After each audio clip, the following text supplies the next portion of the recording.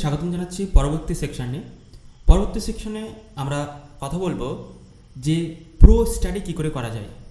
যারা 1% স্টুডেন্ট তারা কিভাবে স্টাডি করে, এটা খুব সিক্রেট এবং এটা আমি বলবো যে নোট লিখতে, কারণ এই পয়েন্টগুলি তোমরা কোথাও পাবে না।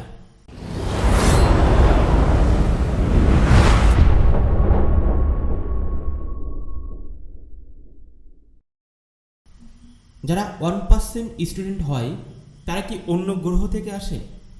না, তারা এই গ্রহে জন্মগ্রহণ করে এবং তারা কনসাসলি বা আনকনসাসলি তারা জানে কীভাবে পড়তে হয়।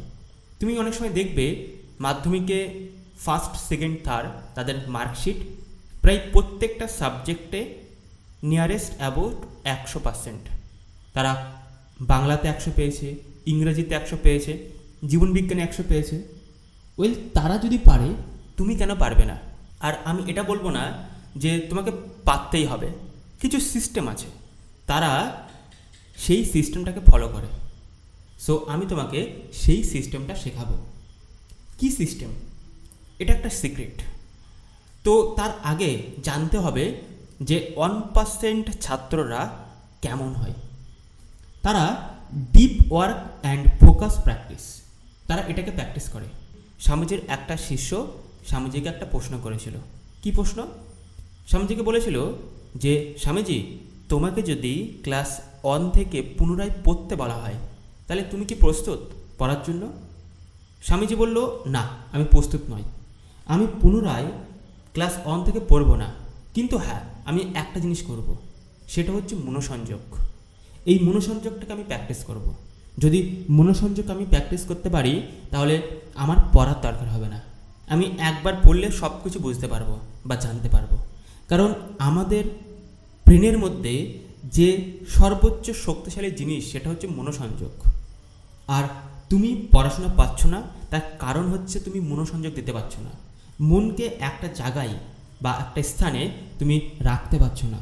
মন বারবার ছুটছে, সে হয় অতীতে যাচ্ছে নাই ভবিষ্যতে যাচ্ছে, কোনো একটা বন্ধুর কথা ভাবছে বা কোনো একটা মুভি দেখেছো বা কী খাবার খেয়েছো সেইগুলো ভাবছে, যেগুলো আননেসেসারি, তোমার কাজেই আসবে না।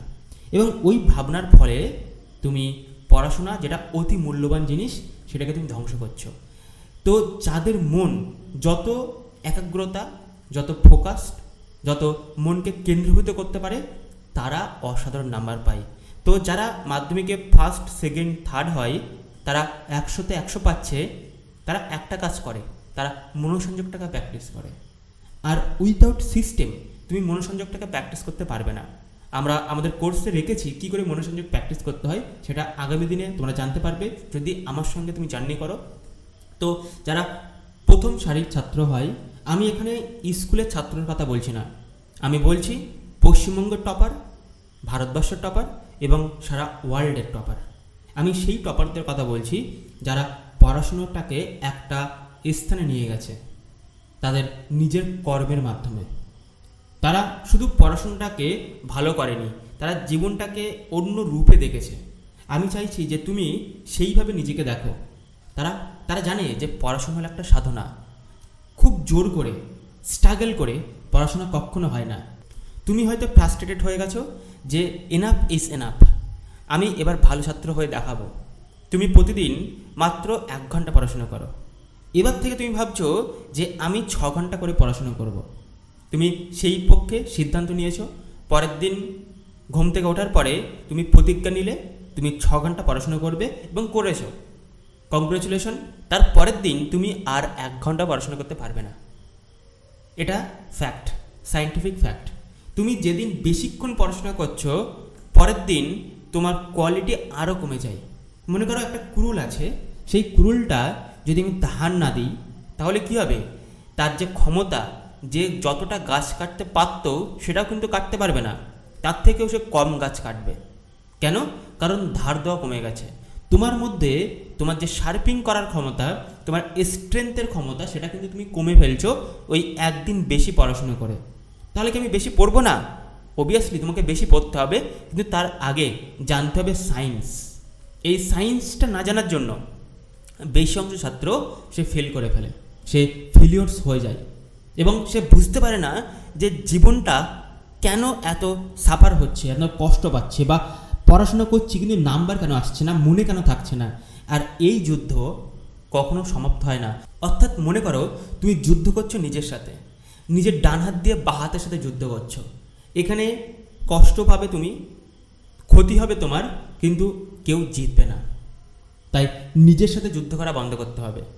ফোকাস একমাত্র জিনিস, মনোসংযোগ, এটাকে কিন্তু তোমাকে ডেভেলপ করতে হবে। দ্বিতীয় পয়েন্ট হচ্ছে স্টাডি স্পিড অ্যান্ড ব্রেকস। তারা একটানা 6 ঘন্টা পড়বে না বা একটানা 1 ঘন্টা পড়বে না।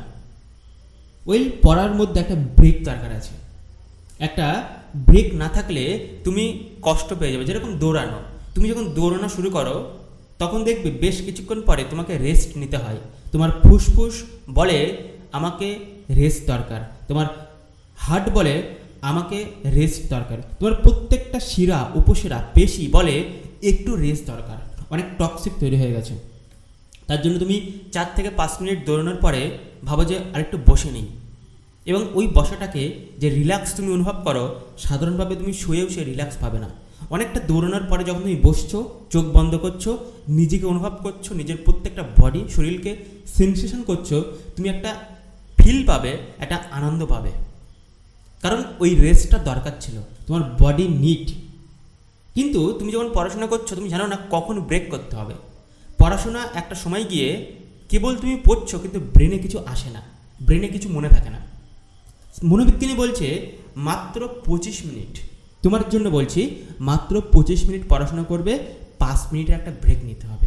যদি 25 মিনিটের বেশি তুমি পড়াশোনা করো বিগিনিংয়ে, শুরুর দিকে, তাহলে কি হবে, 25 মিনিট পরে তুমি কি পড়েছো সব কিছুই ভুলে যাবে। এটা তুমি হয়তো আমাকে বলতে পারো, না স্যার আমি তো 1 ঘন্টা পড়ি, তাহলে তো 1 ঘন্টা পড়লে আমি সব কিছু মনে থাকে। তুমি সায়েন্সের ওপরে কখনো যেতে পারবে না। সায়েন্স দীর্ঘদিন ধরে রিসার্চ করছে আর এটাই তারা পেয়েছে। হ্যাঁ, তুমি 1 ঘন্টা পড়াশোনা করতে পারো, কিন্তু সেটা গ্র্যাজুয়ালি তোমাকে ইনক্রিজ করতে হবে তোমার ফোকাসটা, এবং তার জন্য প্র্যাকটিস করতে হবে। এবং এই প্র্যাকটিসটা আমার কোর্সে তুমি পাবে পরবর্তী সেশনের দিকে, এবং সেখানে তুমি 25 মিনিট থেকে 1 ঘন্টা বাড়াতে পারো। 1 ঘন্টা উইথাউট এনি ডিস্ট্রাকশন খুব ডিপলি তুমি স্টাডি করতে পারো। এটাকে বলা হয় ডিপ স্টাডি। সো স্টাডি তো ব্রেক করতে হবে। এখন আপাতত ভাবতে হবে 25 মিনিট আমি পড়াশোনা করব, 5 মিনিটের একটা ব্রেক নেব। এই ব্রেকে কি করব? এই ব্রেকে তুমি জল খেতে পারো, টয়লেট যেতে পারো, একটু ঘুরে আসতে পারো, কারোর সাথে কথা না বলে একটু হেঁটে আসবে এবং পুনরায় আবার পড়তে শুরু করবে। তো এটা হচ্ছে স্টাডি সেশন। এরকম 2-3টে স্টাডি সেশন রাখতে হবে। পরবর্তী পয়েন্ট হচ্ছে the role of environment and posture. এই নেচার আমাদেরকে শেখায় কি করে গ্রো হতে হয়। একটা যেমন ফুল গাছ, সে ছোট্ট থেকে বড় হচ্ছে, নেচারে বাড়ছে এবং মারা যাচ্ছে। তাকে কেউ শেখায় না যে কোন ফুলটা জন্ম দিতে হবে, কেমন সুগন্ধ তৈরি করতে হবে। সে জানে কীভাবে গ্রোথ করতে হয়, নেচার তাকে শেখায়। ঠিক তেমনি তুমি যদি নেচারের বিপক্ষে কাজ করো তাহলে কিন্তু তুমি অনেক হার্ডওয়ার্ক করবে কিন্তু সফলতা পাবে না। ঠিক যেমন নদীর স্রোতের বিপক্ষে সাঁতার কাটা, সেটা সম্ভব নয়। তো তোমাকে নেচারের পক্ষে হয়ে কাজ করতে হবে। যারা প্রো স্টুডেন্ট হয় তারা জানে নেচার কী বলছে।